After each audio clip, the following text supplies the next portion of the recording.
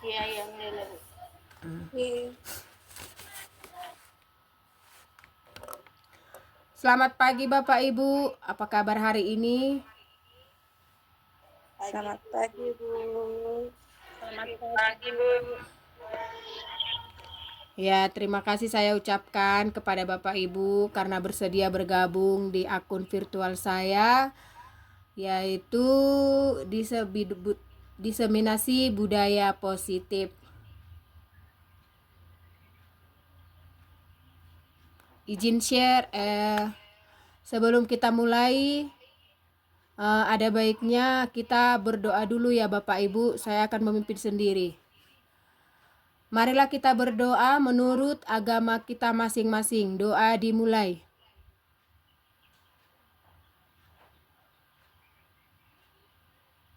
Doa selesai.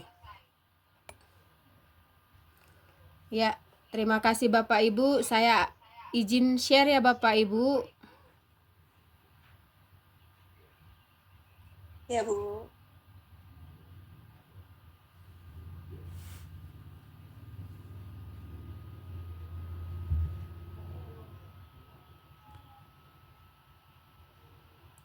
Apakah sudah nampak Bapak Ibu? Sudah, Bu. Sudah Bu. Ya, di sini saya akan membacakan atau berbagi ilmu kepada Bapak Ibu tentang diseminasi pemahaman dan pengalaman penerapan budaya positif yang saya pelajari selama mengikuti pendidikan guru penggerak.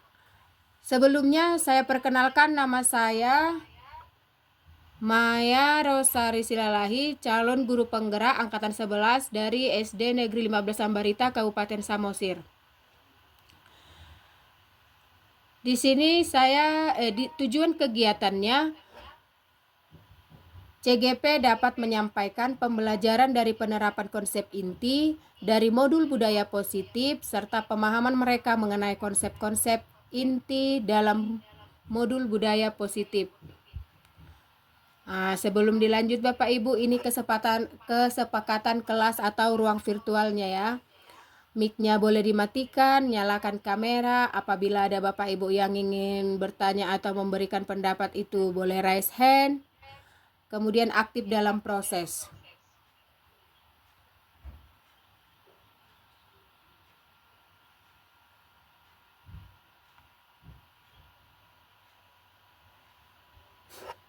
Diseminasi. Diseminasi adalah penyebaran. Penyebaran budaya positif di sekolah adalah upaya sistematis untuk menanamkan nilai-nilai, norma, dan kebiasaan positif di lingkungan sekolah. Diseminasi budaya positif diselenggarakan untuk memotivasi guru dan warga sekolah untuk menerapkan budaya positif di lingkungan sekolah. Hal ini bertujuan untuk membentuk karakter siswa dan menciptakan suasana yang kondusif bagi pembelajar dan perkembangan pribadi. Materi konsep inti dari budaya positif ini ada 6. Yang pertama, disiplin positif dan nilai-nilai kebajikan universal. Yang kedua, teori motivasi hukuman, konsekuensi, dan restitusi penghargaan. Yang ketiga, keyakinan kelas. Yang keempat, kebutuhan dasar manusia dan dunia berkualitas. Yang kelima, posisi kontrol. Yang pertama, disiplin positif dan nilai-nilai kebajikan universal. Disiplin positif berasal dari bahasa Latin, disciplina, yang artinya belajar. Makna asal dari kata ini berkonotasi dengan disiplin diri. Disiplin diri membuat orang menggali potensinya menuju tujuan apa yang dia hargai. Disiplin diri merupakan cara penerapan disiplin yang bertujuan untuk menumbuhkan kesadaran serta memberdayakan murid berdasarkan motivasi internal, bukan akibat paksaan, imbalan, penghargaan, ataupun hukuman. Sebagai pendidik, tujuan kita menciptakan murid memiliki disiplin diri sehingga mereka berperilaku mengacu kepada nilai-nilai kebajikan universal dan memiliki motivasi intrinsik dalam perubahan perilaku ke arah yang lebih baik.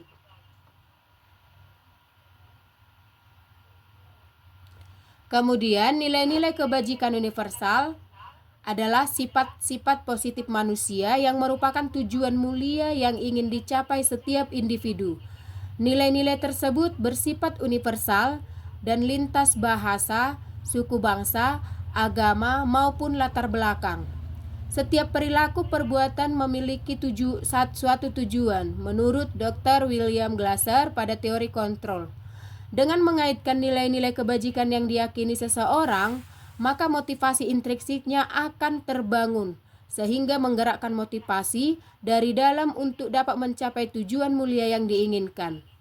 Nilai-nilai kebajikan yang ingin dicapai oleh setiap anak Indonesia kita kenal dengan profil pelajar Pancasila, di mana kita harus beriman, bertakwa kepada Tuhan Yang Maha Esa dan berakhlak mulia, mandiri, bernalar kritis, berkebinekaan global, bergotong royong, dan kreatif.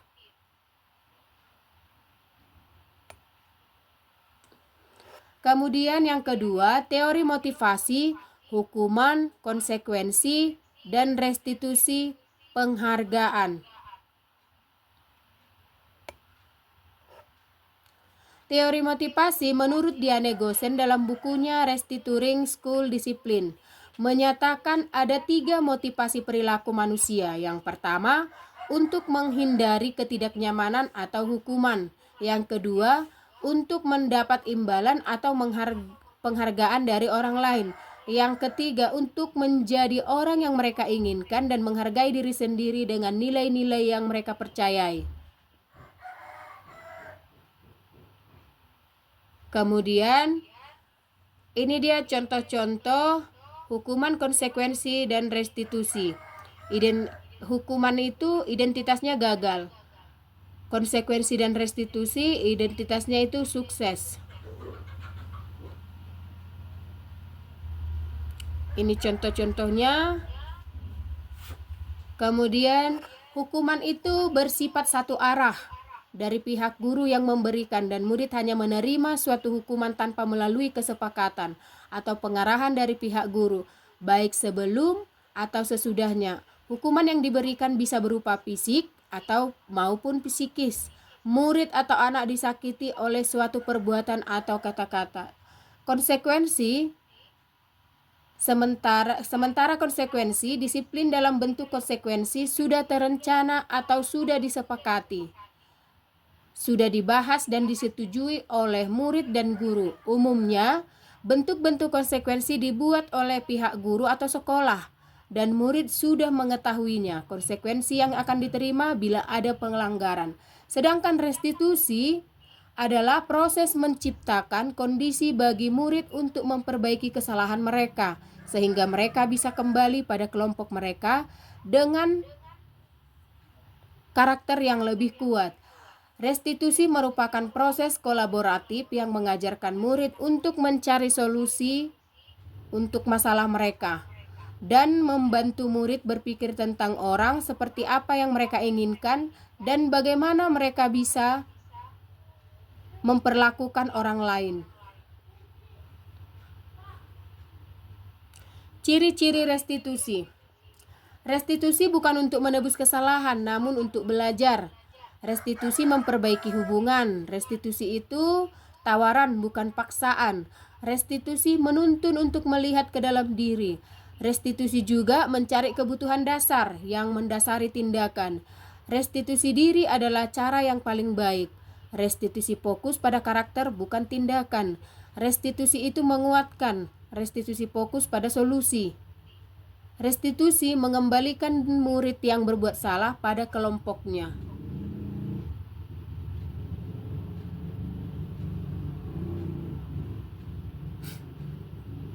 Hukuman atau konsekuensi. Ini ada beberapa tindakan guru yang merupakan hukuman atau konsekuensi. Mencatat 100 kali dalam buku kalimat, saya tidak akan terlambat lagi karena terlambat ke sekolah. itu merupakan hukuman.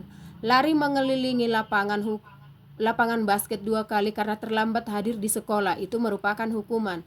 Memberikan coretan yang dibuatnya di atas meja itu merupakan konsekuensi. Murid diminta push up 15 kali karena tidak menggunakan masker ke sekolah itu merupakan hukuman. Menggantikan kertas tugas teman yang telah dicoret-coret itu merupakan konsekuensi. Kemudian berjemur di lapangan basket pukul 12 itu merupakan hukuman. Murid diminta bertelanjang kaki sepanjang hari karena tidak menggunakan sepatu warna hitam itu merupakan hukuman. Berdiri di depan kelas sambil mengangkat kaki satu itu merupakan hukuman. Membersihkan tumpahan air di meja karena tersenggol pada saat belajar itu adalah konsekuensi. Kehilangan 10 menit jam istirahat untuk mengerjakan tugas karena terlambat datang dan tertinggal pelajaran selama 10 menit itu merupakan konsekuensi. Dihukum penghargaan. Alficon wawancara ASCD Annual Conference mengemukakan bahwa penghargaan maupun hukuman adalah cara-cara mengontrol perilaku seseorang yang menghancurkan potensi untuk pembelajaran yang sesungguhnya. Menurut Kohn, secara ideal tindakan belajar itu sendiri adalah penghargaan yang sesungguhnya. Kohn selanjutnya juga mengemukakan beberapa pernyataan dari hasil pengamatannya selama ini tentang tindakan memberikan penghargaan yang nilainya sama dengan menghukum seseorang. Pengaruh hukuman jangka pendek dan jangka panjang. Hukuman penghargaan ya Bapak Ibu. Penghargaan itu tidak efektif. Penghargaan itu dapat merusak hubungan. Penghargaan juga mengurangi ketepatan. Penghargaan menurunkan kualitas. Penghargaan mematikan kreativitas. Penghargaan juga menghukum motivasi dari dalam diri atau intrinsik.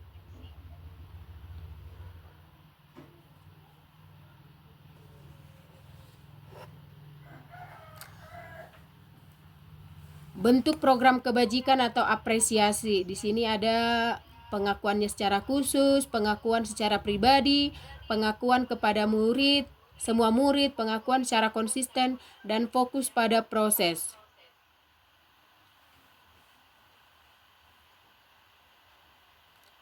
Yang ketiga, keyakinan kelas.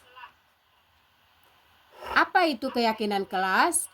Keyakinan kelas adalah nilai-nilai keselamatan atau kesehatan, yaitu nilai-nilai kebajikan universal yang disepakati secara tersirat dan tersurat, lepas dari latar belakang suku, negara, bahasa, maupun agama. Prosedur pembentukan keyakinan kelas ada 7. Yang pertama, berdiskusi memunculkan peraturan-peraturan yang perlu ditaati warga kelas. Kemudian mengubah peraturan-peraturan menjadi kalimat yang lebih positif. Yang ketiga, menyarikan peraturan-peraturan menjadi nilai-nilai kebajikan atau keyakinan kelas. Berdiskusi mengenai yang keempat, berdiskusi mengenai gambaran perilaku yang mencerminkan keyakinan kelas. Yang kelima, berdiskusi mengenai peran seluruh warga kelas. Yang keenam, meninjau ulang dan menyetujuinya dengan menandatangani keyakinan kelas tersebut. Yang ketujuh, menempelkan di dinding kelas yang mudah dilihat oleh warga kelas.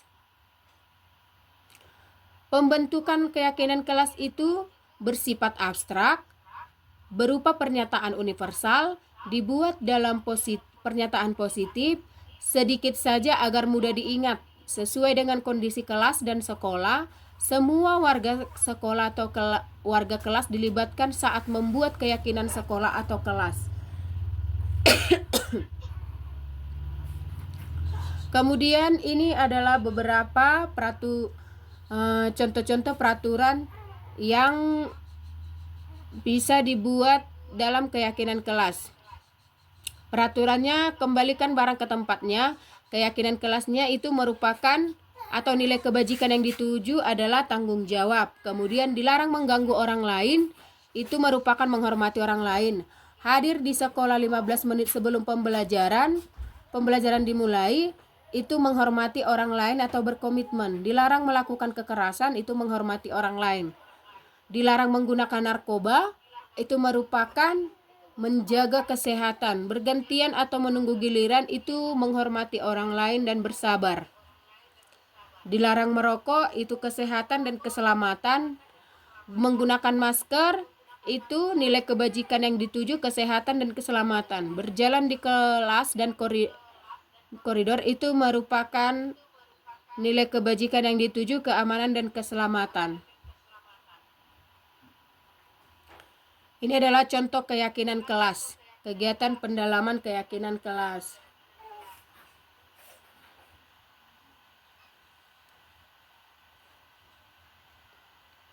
Nah, cara membuat, ini ada video membuat keyakinan kelas ya Bapak Ibu.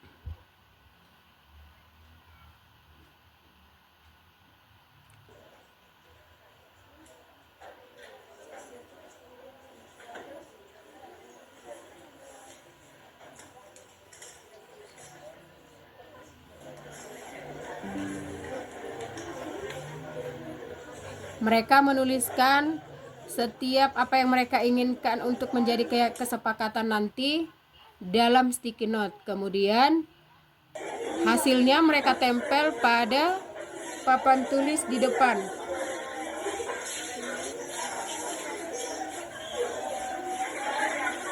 Bisa agak ke atas, kalau agak tinggi dia agak ke atas.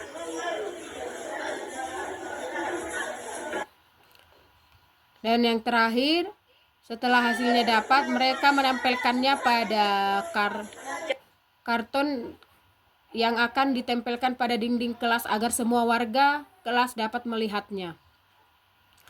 Sekarang yang keempat, kebutuhan dasar manusia dan dunia yang berkualitas. Kebutuhan dasar manusia adalah unsur-unsur yang dibutuhkan oleh manusia dalam menjaga keseimbangan baik secara fisiologis maupun psikologis. Seluruh tindakan manusia memiliki tujuan tertentu. Semua yang kita lakukan adalah usaha terbaik kita untuk mendapatkan apa yang kita inginkan. Ketika kita mendapatkan apa yang kita inginkan, sebetulnya saat ini kita sedang memenuhi satu atau lebih dari satu kebutuhan dasar kita. 5 kebutuhan dasar manusia. Yang pertama, bertahan hidup. Bertahan hidup itu dengan cara makanan, pakaian, tempat tinggal, keamanan, dan kesehatan. Kemudian yang kedua, kasih sayang dan rasa diterima. Itu diperdulikan, berbagi, kerjasama, menjadi bagian dari kelompok. Yang ketiga, kebebasan. Kebebasan itu seperti mandiri, memiliki pilihan, mencoba hal yang baru, mampu mengendalikan arah dirinya. Yang keempat, itu kesenangan. Kesenangan berupa bermain, humor, suka hal-hal yang lucu dan menggemaskan, tertawa. Kemudian yang terakhir, penguasaan. Penguasaan merupakan harga diri, keinginan untuk dianggap, memimpin, berprestasi, diakui, dan didengar.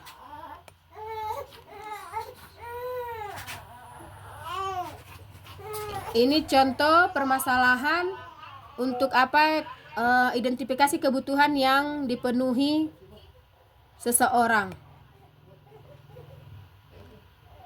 Ini contohnya Bapak Ibu.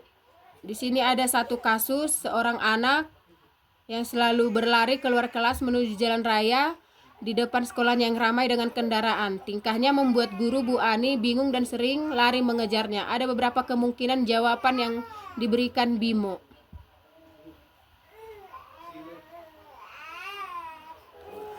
Dunia berkualitas.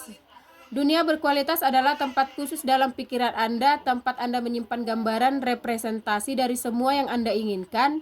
Bisa berisi orang-orang, hal dan apa saja yang terbaik dalam hidup Anda dan membuat Anda merasa bahagia dan terpenuhi kebutuhan dasar Anda.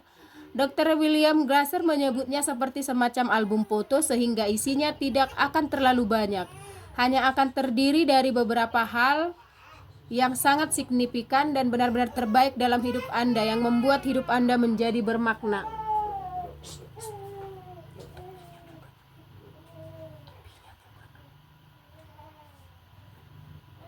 Kebutuhan dasar bersifat lebih umum dan universal, sedangkan dunia berkualitas lebih unik dan personal.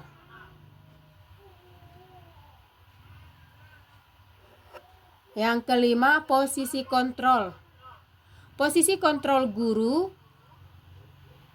ada 5, yaitu yang pertama sebagai penghukum, pembuat orang merasa bersalah, sebagai teman, sebagai pemantau, dan sebagai manajer. Dikatakan sebagai penghukum, merupakan seorang penghukum bisa menggunakan hukuman fisik maupun verbal. Orang-orang yang menjalani posisi penghukum senantiasa mengatakan bahwa sekolah memerlukan sistem atau alat yang dapat lebih menekan murid-murid lebih dalam lagi. Kemudian pembuat orang merasa bersalah, pada posisi ini biasanya guru akan bersuara lebih lembut. Pembuat rasa bersalah akan menggunakan keheningan yang membuat orang lain merasa tidak nyaman, bersalah, atau rendah diri. Kemudian sebagai teman, pada posisi ini guru tidak akan menyakiti murid, namun akan tetap berupaya mengontrol murid melalui persuasi. Posisi teman pada guru biasanya negatif, bisa negatif maupun positif. Sebagai pemantau, pada posisi ini guru tugasnya mengawasi dan bertanggung jawab atas perilaku orang-orang yang kita awasi. Posisi pemantau berdasarkan pada peraturan-peraturan dan konsekuensi. Sedangkan sebagai manajer, posisi ini di mana guru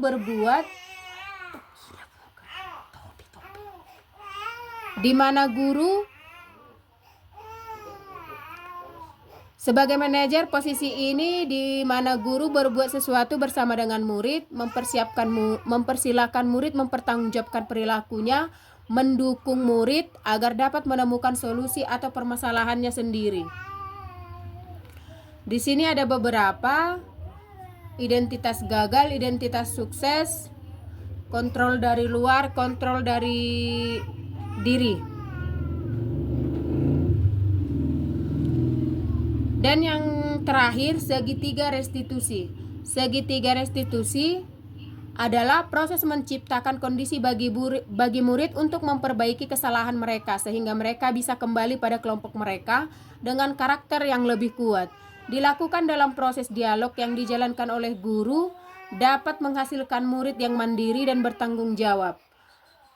Segitiga restitusi ini yang pertama menstabilkan identitas, validasi tindakan yang salah, menanyakan keyakinan. Sebentar. Baik, Bu.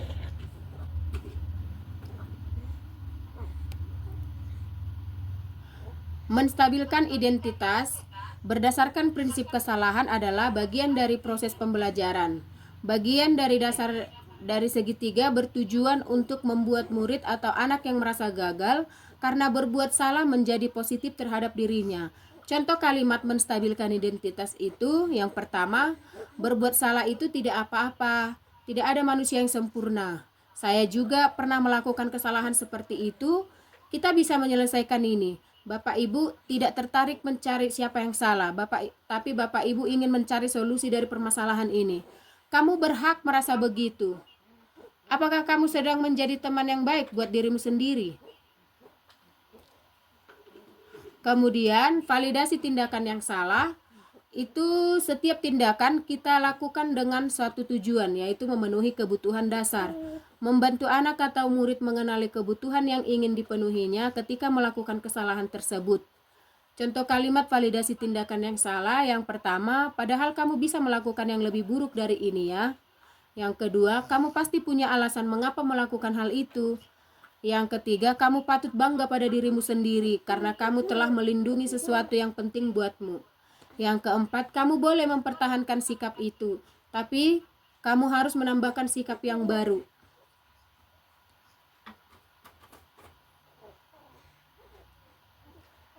Kemudian yang ketiga, menanyakan keyakinan.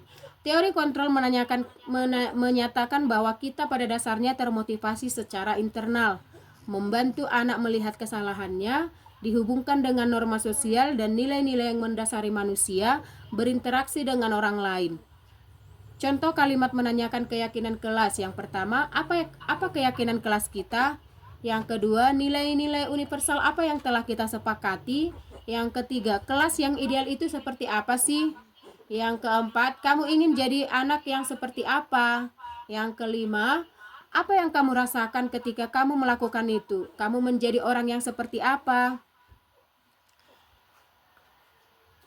Ini video restitusi Bapak Ibu.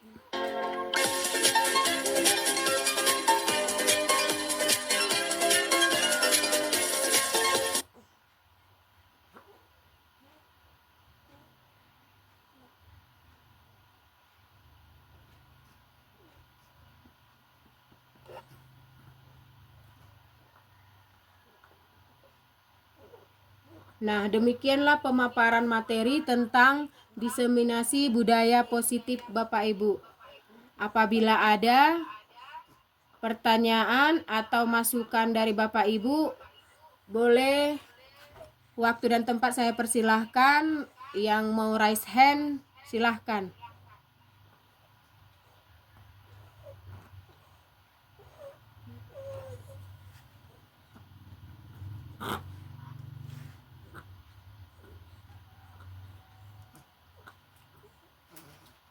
Tidak ada ya Bapak Ibu. Berarti pemaparan materinya sudah jelas ya Bapak Ibu. jelas Bu. Ya, kepada Ibu Esra silahkan mau buat pertanyaan atau memberikan saran. Izin Bu, saya mau bertanya, apakah segitiga restitusi sudah berjalan dengan baik Bu, Ibu lakukan di sekolah Ibu? Atau adakah kendala yang Ibu rasakan pada saat menerapkan segitiga restitusi di sekolah Ibu? Terima kasih Bu, hanya itu aja pertanyaan saya. Ya, saya akan menjawab pertanyaan dari Ibu Esra. Apakah segitiga restitusi sudah berjalan dengan baik di sekolah saya? Itu jawabannya sudah. Apakah ada yang kedua, kemudian apakah ada kendala? Kendala mungkin tidak ada ya Bu, karena saat melakukan segitiga restitusi untuk menyelesaikan permasalahan setiap murid, kita itu melakukan dengan 3 tahap. Yang pertama menstabilkan identitas, kemudian memvalidasi tindakan yang salah, dan yang ketiga menanyakan keyakinan. Jadi untuk yang menjadi kendala itu tidak ada karena kita langsung berhubungan dengan murid yang bermasalah, kecuali ketika permasalahan itu di luar dari sekolah atau permasalahan itu dilakukan dengan daring, mungkin kita akan memiliki kendala dengan tidak leluasa dalam berkomunikasi. Apakah jawaban saya